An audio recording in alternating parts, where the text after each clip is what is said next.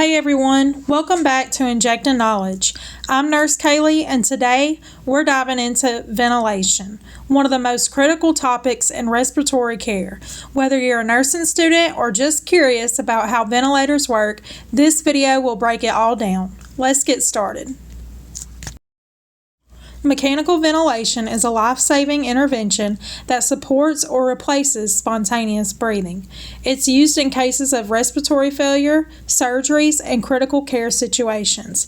But how does it work? Let's talk about ventilators. There are two main types of ventilators, invasive and non-invasive.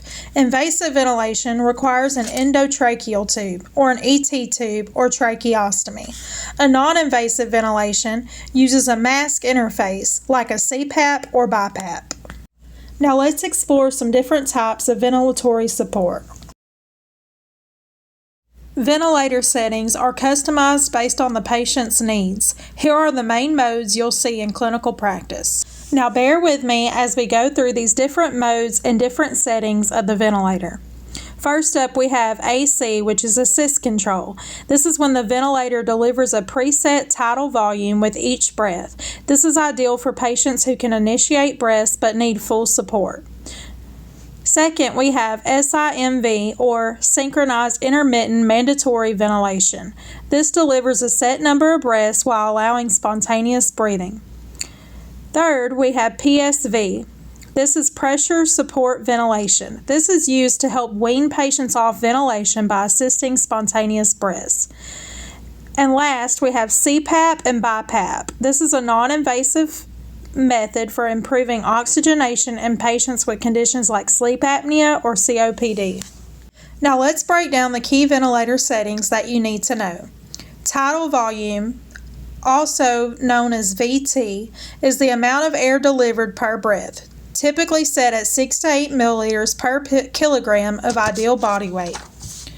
Respiratory rate, also known as RR, is the number of breaths per minute the ventilator delivers.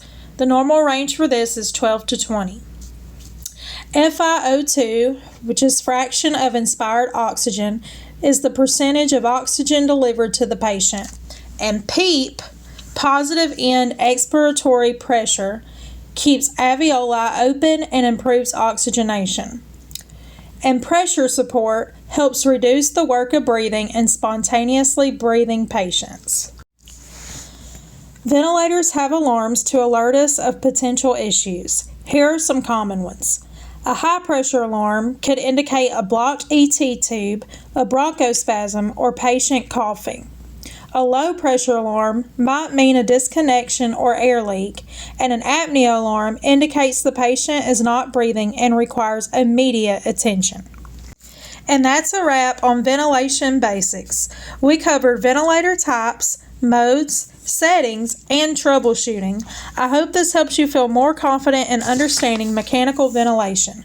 Don't forget to like, subscribe, and hit that notification bell for more nursing content. See you next time on Injecting Knowledge.